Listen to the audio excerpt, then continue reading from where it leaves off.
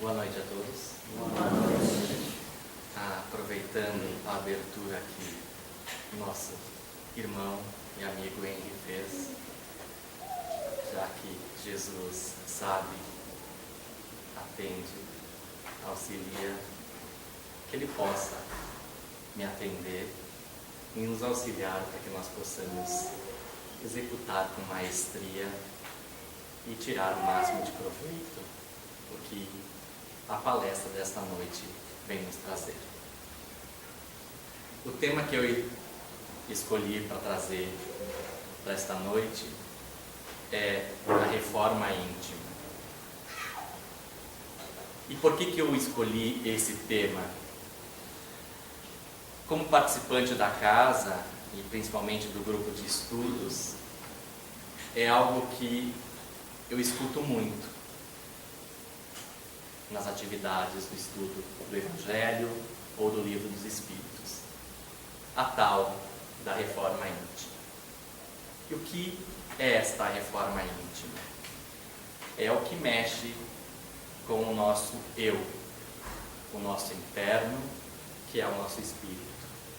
É através dela que a gente vai atingir a nossa maturidade espiritual.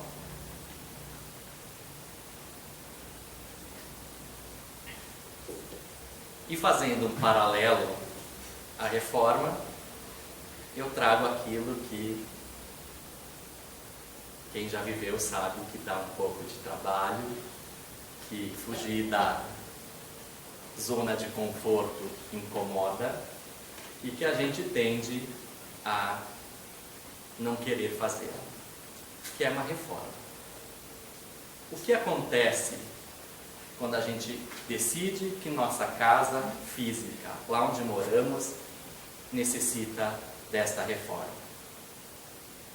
Primeiro, o reconhecimento de que algo está errado, que algo está precisando ser consertado, mudado ou melhorado. Segundo, assim que a gente identificou esse problema, é o planejamento, a busca, a organização de como fazer, o que eu preciso fazer, o quanto eu tenho que me programar, com tudo, com dinheiro, vou chamar ou não um arquiteto, vou fazer por conta, vou ter que chamar um engenheiro civil, e daí cria uma série de coisas que pode transformar um casebre numa mansão. Então eu convido vocês para fazerem esse paralelo hoje à noite. E o que é esta reforma íntima? A reforma íntima é um processo de autoconhecimento da nossa intimidade espiritual. Por que processo contínuo? Porque a gente sabe, através da doutrina espírita, que Deus nos criou todos iguais, simples e ignorantes, e que a gente vai evoluir do átomo ao arcanjo. E para evoluir do átomo até o arcanjo é um processo contínuo. Que nós não nos enganemos achando que a gente vai saltar do primeiro degrau da escada a um ser de luz. Modelando-nos progressivamente na vivência evangélica em todos os sentidos da nossa existência. Ou seja, em cada reencarnação que a gente aqui fez, cada vivência que a gente fez até chegar aqui, a gente vai impregnando no nosso perispírito, lá no nosso HD, tudo aquilo que a gente aprendeu. A gente vai saindo do estado de selvageria para um estado de inteligência. É a transformação do homem velho, não entendam aqui homem pessoa, tá? Mas o espírito, carregado de tendências e erros, ou seja, que ele foi captando, seculares, ou seja, durante muitos séculos, para se transformar num homem novo, de acordo com os ensinamentos do nosso Mestre Jesus Cristo.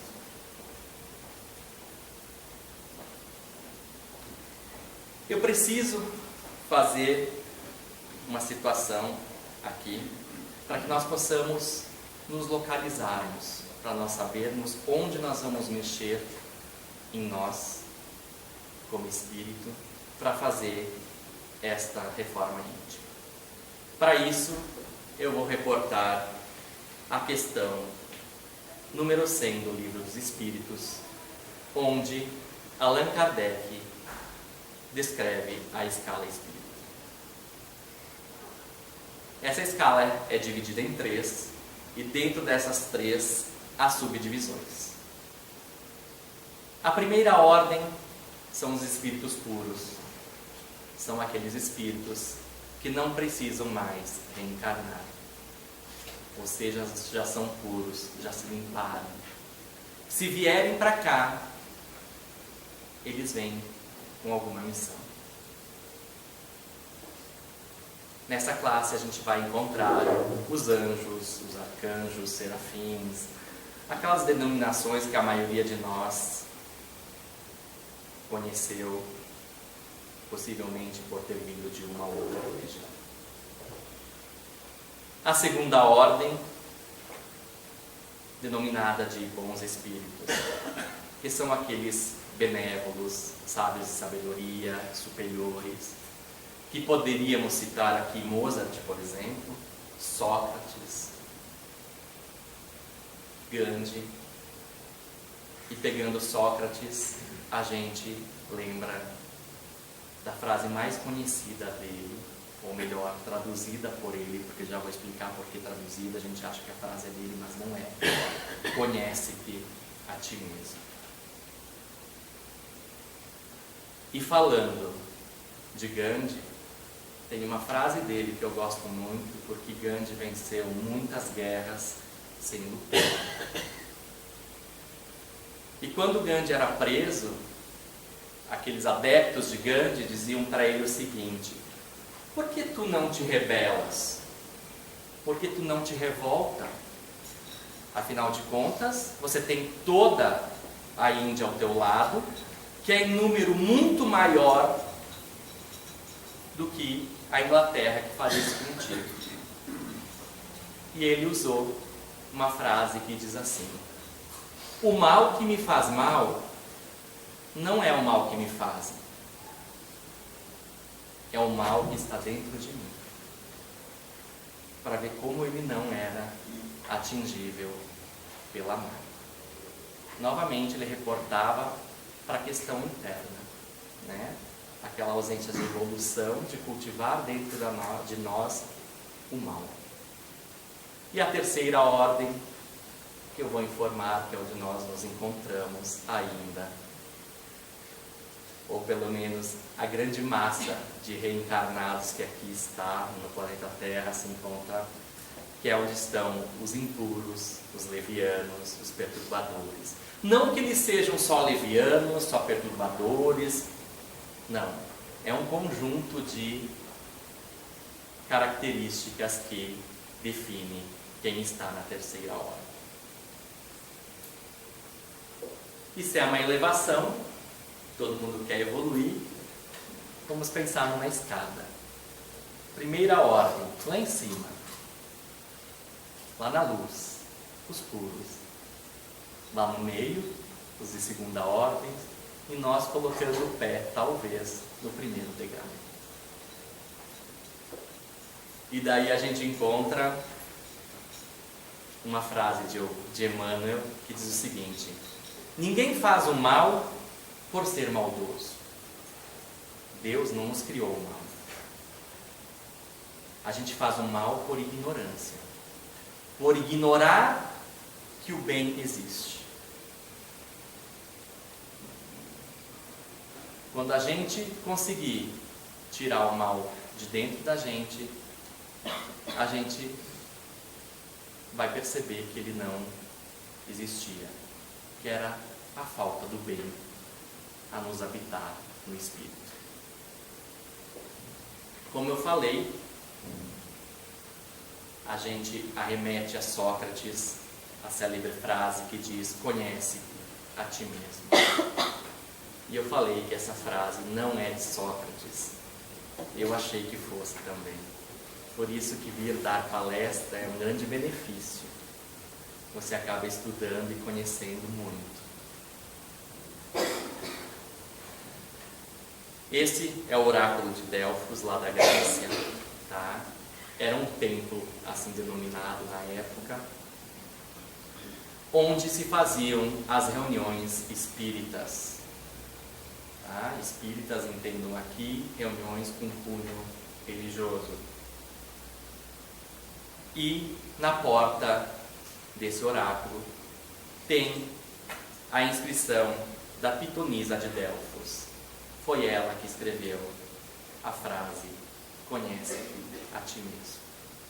E que Sócrates depois traduziu e ficou conhecido através dos ensinamentos dele, porque ele é o maior filósofo que a gente tem conhecimento da história.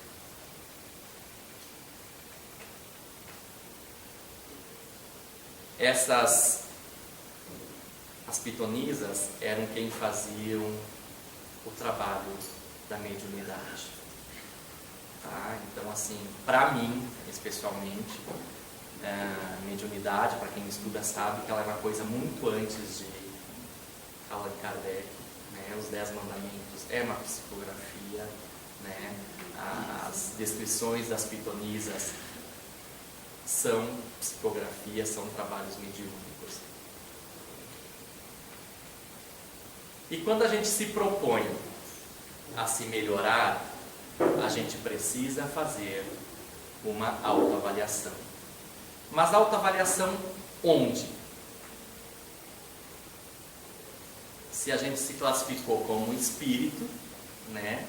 E como a gente sabe onde estão escritas as leis de Deus, dentro da nossa consciência, conscienciamente, nós precisamos mexer na nossa casa mental, o meu íntimo, o meu espírito, nessa caixinha que está em cima do nosso pescoço. Primeiro, a gente precisa reconhecer os nossos vícios, e aqui adentra tudo. Não nos enganemos a pensar só no vício do álcool, da droga, do fumo. Pensemos no vício da gula, pensemos no vício do sexo, pensemos no vício da fofoca, no vício de compartilhar em épocas de modernidade aquele WhatsApp que não vai acrescentar nada na nossa vida, muito pelo contrário, vai denegrir mais a imagem de quem está sendo exposto. E nos questionamos: o que eu ganho com isso? E vamos subindo, vamos para os defeitos, que são aquelas arestas que a gente tem na alma, são aqueles furinhos que a gente tem na alma. Já é um processo um pouco mais acentuado, quando o vício já virou uma coisa contínua, faz parte do meu ser. E daí, nos defeitos, a gente encontra tudo aquilo que vai contra ou que vai a favor da vaidade, do orgulho e do egoísmo. Ah, mas eu não sou orgulhoso, eu só tenho amor próprio, mas só próprio. Eu não sou egoísta, mas farinha pouca, meu, pirão primeiro.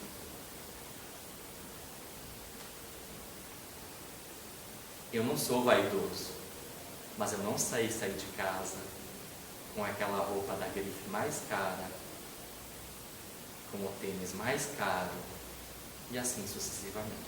Sem julgar ninguém, tá, gente? Isso é uma palestra. E até aqui a gente chega nas virtudes, que é aquela parte da nossa mente que a gente precisa pegar as teias de aranha e dizer para elas: com licença, queridas, irmãzinhas, vamos sair de lá, que é onde está a caridade, a benevolência, a indulgência e todos os ensinamentos que o Evangelho do Mestre Jesus Cristo nos trouxe, e nós insistimos em não trabalhar isso.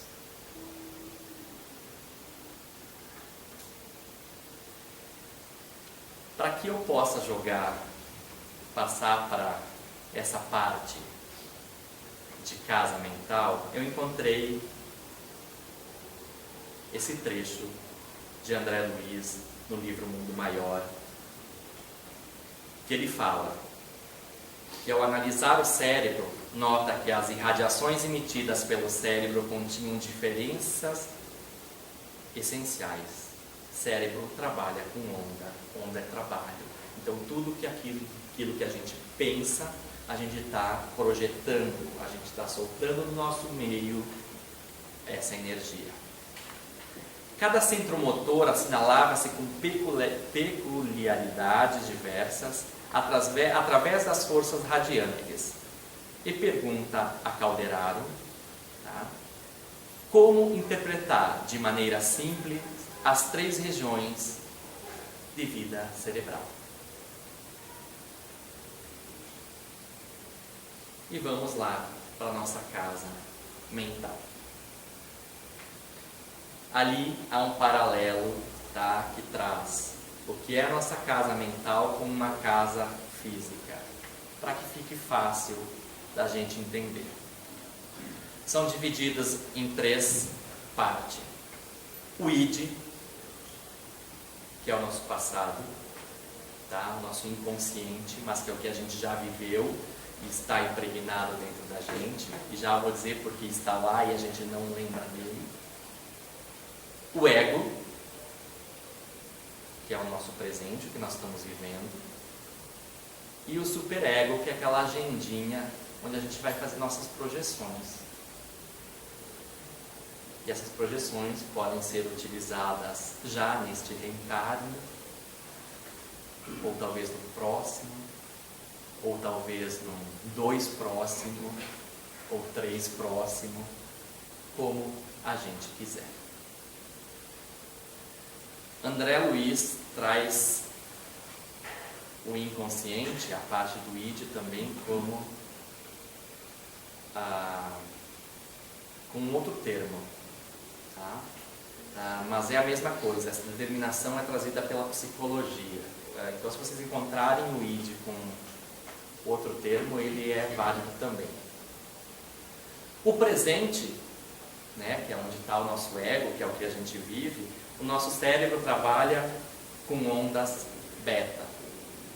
Quem já fez exame de encefalograma sabe que lá vai aparecer um monte de ondinhas, tá? Essas ondas são as ondas betas. Esse pensamento, ele necessita, esse presente nosso, de trabalho. Ele necessita de estar ativo. O nosso passado, se vocês observarem, nós temos uma subdivisão, uma linha ali no meio dele. Por quê? Nós temos aquele passado que está muito lá embaixo, muito bem escondido, tá? Que ele é determinado por ondas delta, e nós temos um passado que está muito próximo do nosso presente, que ele é determinado por onda alfa. Se são ondas diferentes, vocês começam a entender por que eu não consigo ativar o meu passado, desde que eu não seja um paranormal ou esteja utilizando um trabalho deste. Porque a gente não consegue mudar a frequência desta onda. Seria a mesma coisa de eu ligar o televisor na minha casa, no canal 1, que é a Rede Globo na minha casa, e querer assistir Silvio Santos, que é SBT. Não vai dar.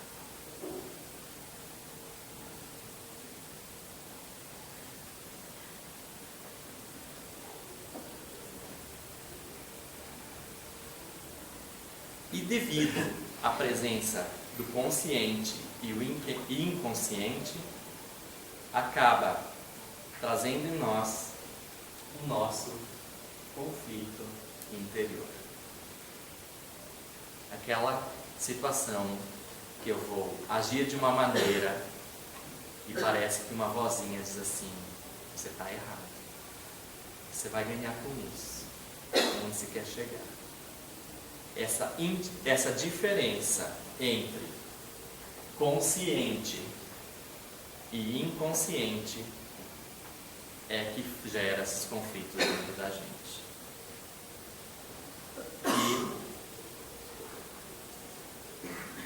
E eu comparei com essa gravura, que é a iceberg. A gente vai ver só a pontinha dele lá em cima, onde está o raciocínio, as percepções, os pensamentos, as lembranças, fantasias, memórias já no inconsciente ou subconsciente, como o Emmanuel classificou, os recalcamentos, aquelas mágoas que eu guardei lá dentro de mim, aqui embaixo os medos, os pulsões, as agressividades, as atitudes inatas, ou seja, aquilo que a gente impregnou no nosso perispírito quando nós tínhamos a selvageria predominante no nosso espírito. E como que, de vez em quando, a gente aflora isso? Coração hormonal. Está impregnado lá, está dormindinho, mas basta alguém me trancar no trânsito e eu agir, comprar, aceitar aquela ofensa, que um pedacinho desse iceberg vai se soltar e vai lá para cima. E quando isso acontece, geralmente a coisa é catastrófica. Por coincidência, justamente hoje, um colega meu de trabalho passou uma mensagem para mim de um trabalho de um autor que ele diz assim, que é 90/10. Que 10% do que nos acontece durante o nosso dia depende de nós. 90% são nossas escolhas. Ah, alguém me pisou no pé. Doeu? Doeu. Ah, mas eu vou dar um chute na pessoa. As nossas reações, elas são responsáveis por 90% do que acontece no nosso dia a dia. Portanto, uma reforma íntima vai nos propiciar um dia melhor se a gente estiver apto e com coragem de efetuá-lo.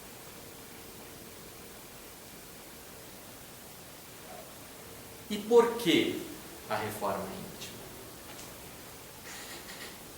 Porque é o meio de nos libertarmos das imperfeições e de fazermos objetivamente o trabalho de burilamento dentro de nós. Por que das imperfeições? Porque, como eu falei, nós somos a terceira classe, nós estamos aqui se melhorando e nós somos imperfeitos. E essas imperfeições estão impregnadas lá no nosso id e elas precisam ser purificadas. O trabalho de burilamento é um trabalho calmo, com paciência. É um trabalho executado com paz, que vai nos conduzir compativelmente com as aspirações que nos levam ao aprimoramento do nosso espírito. Como eu disse, evoluir, fazer a reforma íntima vai nos levar à nossa maturidade espiritual. E para que a reforma íntima? Para transformarmos, para nos transformar a partir dela em seres melhores e automaticamente toda a humanidade.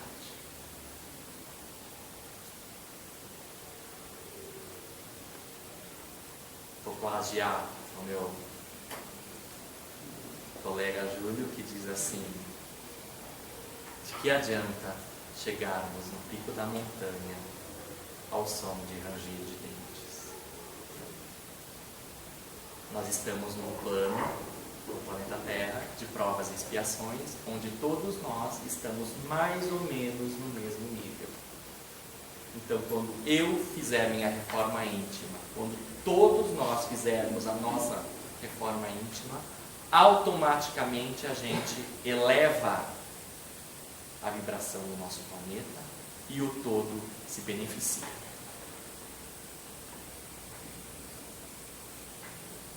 E essa reforma íntima está direcionada, ligada diretamente com a preparação do que nós chamamos do terceiro milênio, da nossa passagem para um mundo de regeneração. E onde fazer a reforma íntima? Primeiramente, dentro de nós mesmos. De que maneira? De início, olhando para dentro de nós, tentando nós mesmos reconhecermos o que a gente tem de errado. Se não formos capazes, tenhamos a humildade de olhar para aqueles que nos são próximos e pedir ajuda. Pode ser alguém da família e até um profissional. Sempre nessa escala.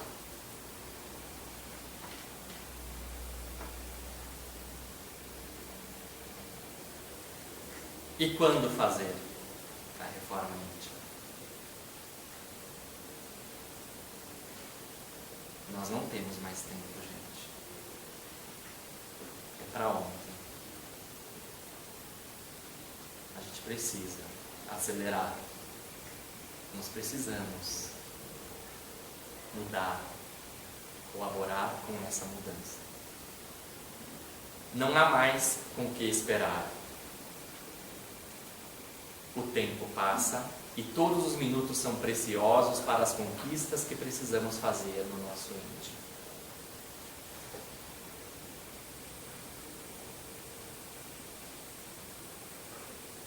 E como fazer a reforma? Nos melhorando.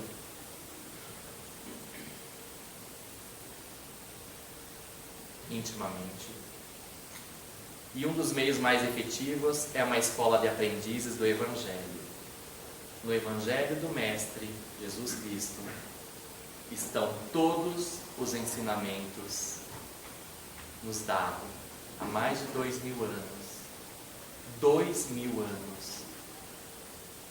E nós não conseguimos colocá-lo em prática.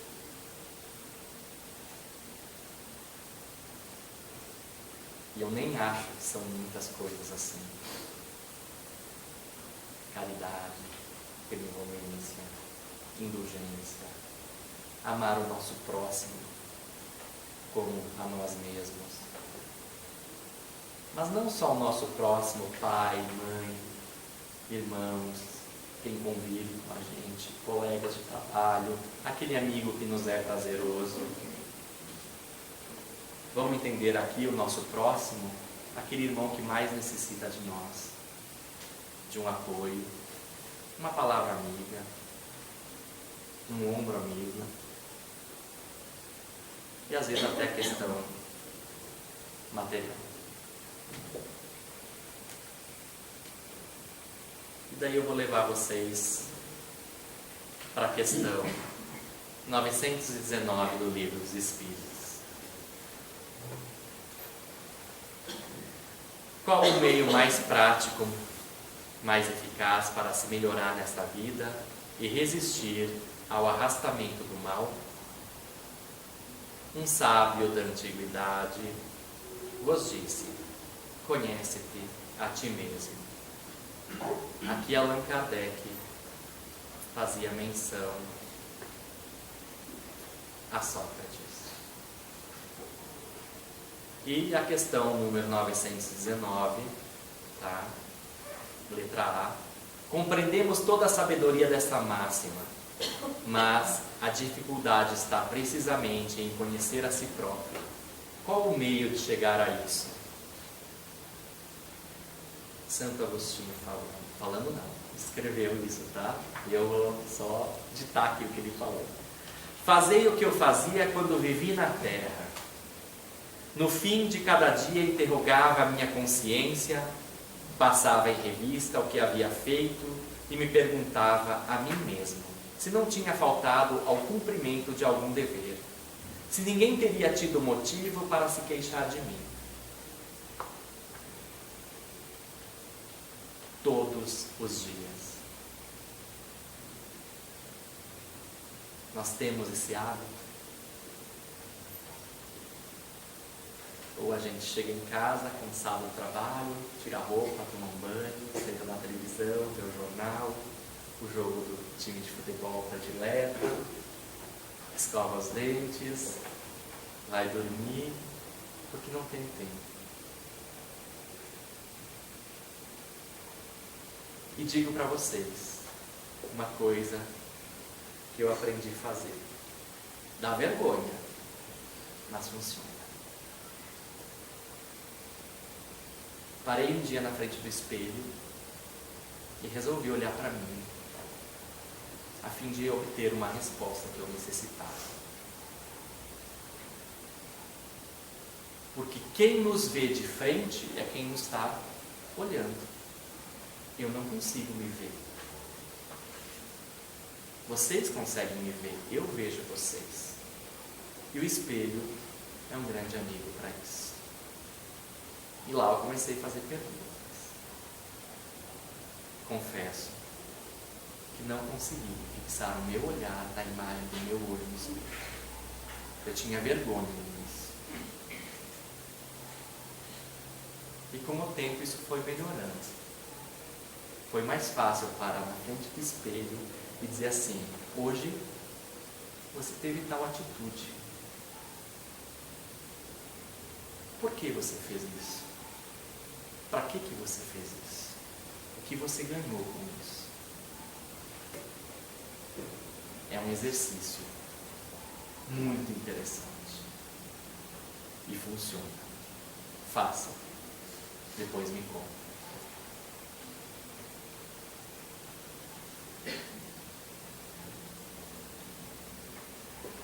Nós precisamos ter a noção do que nós somos, de onde viemos, por que estamos aqui e para onde vamos. A hora que nós conseguirmos responder tudo isso para nós mesmos, fazer a reforma íntima vai ser mais fácil.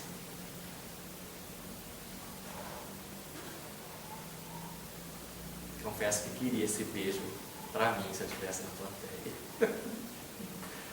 Mas trouxe ele, um espírito bom, porque ele tem os chamados 20 exercícios para a reforma íntima.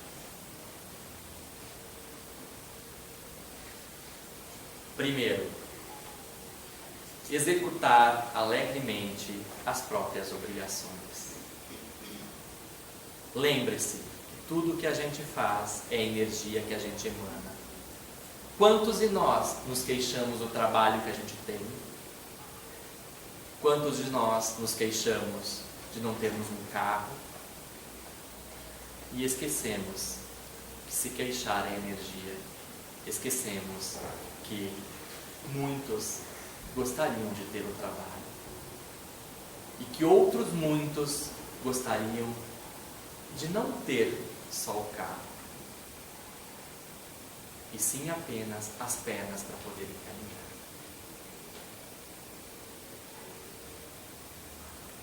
Vamos exercitar a gratidão.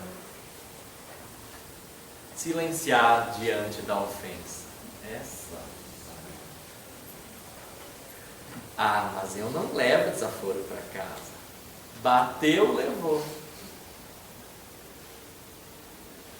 E daí, novamente, eu pego um trabalho científico e digo para vocês que a maioria das discussões que ocorrem no nosso dia a dia simplesmente se dá pela alteração do nosso tom de voz. Alguém falou alguma coisa num tom razoavelmente alto, eu retruco mais alto ainda. A pessoa retruca mais alto ainda e vira discussão.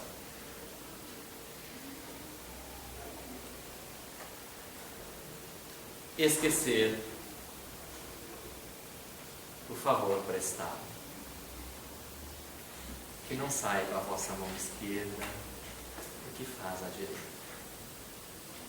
Ah, mas aquela vez que você precisou, eu fiz isso por você. Trabalhemos isso dentro de nós. Exonerar os amigos de qualquer gentileza para conosco. É fácil ser amigo do bonitinho, do que tem casa com piscina, do que vai para balada ou sei lá numa festa e paga a entrada para gente, aquele que nos agrada, né? Mas será que a gente está sendo sincero com esse amigo? Será que essa amizade está sendo verdadeira? Ou é mero interesse? Emudecer a nossa agressividade. A agressividade está correlacionada à selvageria. Selvageria é um instinto, é uma espécie de inteligência que nós utilizamos lá na época da Era da Caverna. Nós não estamos mais na Era da Caverna. Trabalhemos isso dentro de nós. Essa, sem querer falar em política, não condenar as opiniões que divergem da nossa.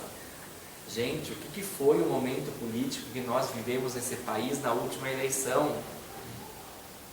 Por que nós desprendemos tanta energia deletéria? Por que a gente se xingou tanto? Por que a gente terminou a amizade por questões políticas?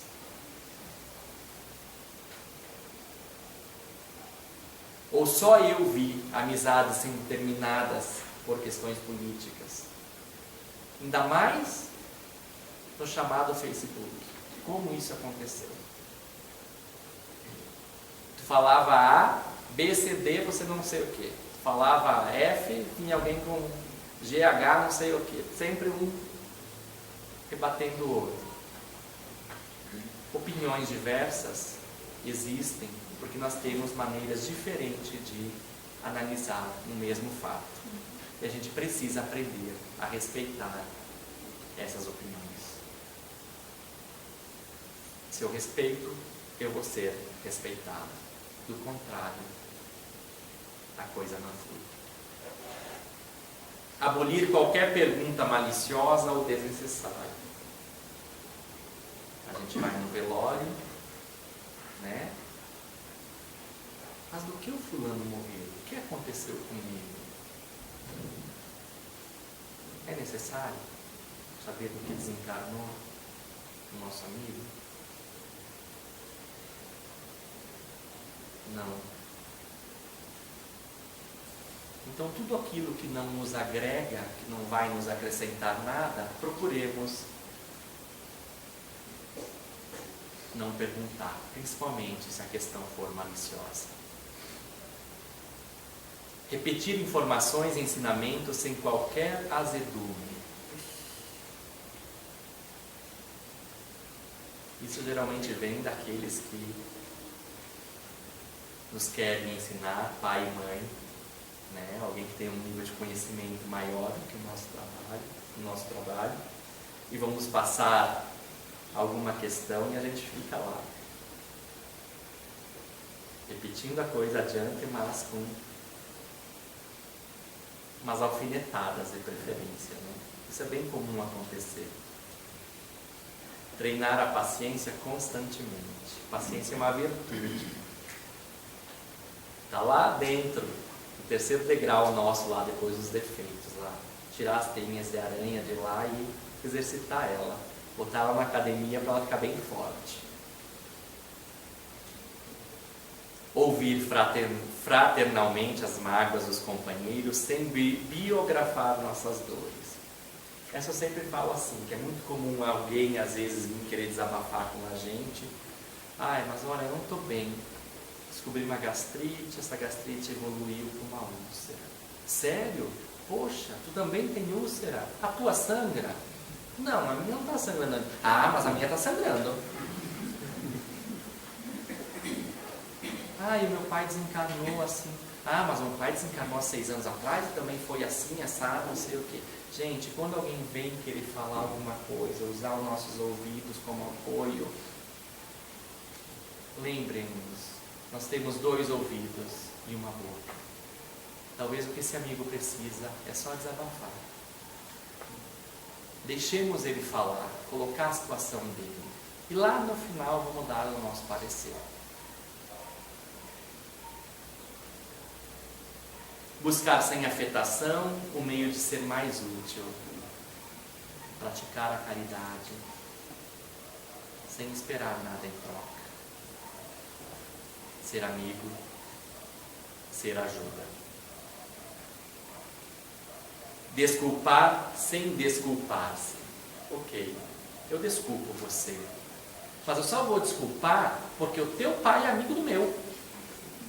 Só por isso. Porque se fosse por você, eu não desculpava. Que desculpa mais falso. Essa, não dizer mal de ninguém.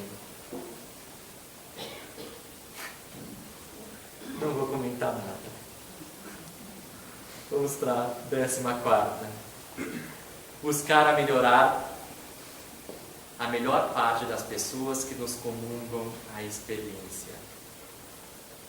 Lembrem-se, defeitos, eu, tu, ele, nós, vós, eles, todos nós temos. E todo mundo tem um lado bom. Todo mundo tem algo para ensinar. Olhemos para isso. Lembremos daquela passagem de Jesus Cristo para os seus discípulos que passaram por aquele cão morto em estado de putrefação e os discípulos se apavoraram. E Jesus olhou para aquele cadáver e disse: vejam que lindos dentes este animal tem. É isso que nós precisamos fazer. Alegrar-se com a alegria dos outros. Ixi, e a inveja aqui. Ah, mas o Francisco da Silva Pereira, não sei das quantas, foi promovido. Quem devia ser promovido era eu. Eu sou mais dedicado, eu chego pontualmente, eu isso, eu aquilo. Quantas vezes a gente, ao invés de nos alegrarmos com a alegria do nosso próximo, nós acabamos por destilar um pouquinho de veneno com a nossa inveja. Não aborrecer quem trabalha. Já vale o ditado. Muito faz quem não atrapalha. E aqui vale tudo. Ah, mas fulano frequenta aquela religião que extorque dinheiro. Cada um no seu momento. Às vezes é melhor aquele irmão lá dentro sendo extorquido naquela religião do que ele em casa espancando a esposa, no bar da esquina bebendo álcool, proliferando maldades. Ah, mas o cara está extorquindo, é errado. Isso é um problema dele. ele que se ajuste. Respeitar o serviço alheio. Não existe serviço na face da terra que é mais importante do que o outro. Cada um tem a sua importância.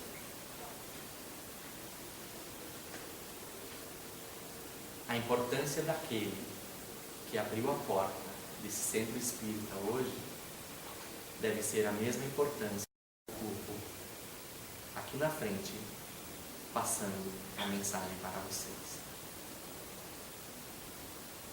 O valor que se dá para a medicina deve ser o mesmo valor que a gente dá pelo Gari e pela Margarida, que se propõe a fazer aquilo que nós nem deveríamos fazer, que é produzir lixo.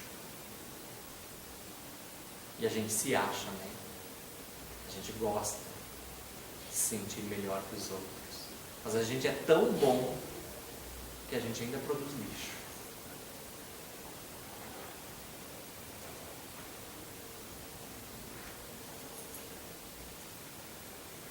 Reduzir os problemas particulares. Cuidemos para não exagerar naquela unhazinha lascada ou cravada, como queiram. Procuremos exercitar o que foi nos ensinado. Orai e vigiai. Que nós possamos não abrir janelas para aqueles que precisam da janela aberta. Não façamos uma tempestade num copo d'água.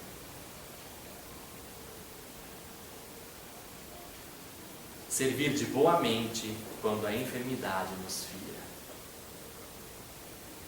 Aceitar a prova ou expiação, que não sabemos o que ela nos é, de uma doença, de um problema de saúde, é muito difícil.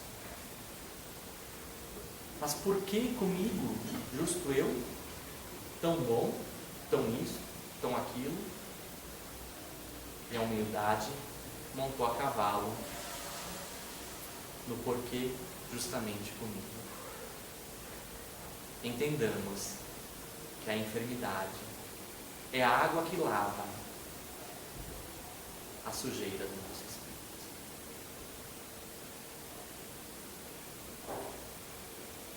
E eu desejo que cada um de nós possa pegar essa casa íntima, essa casa mental que habita dentro de cada um de nós e possa se melhorar continuamente,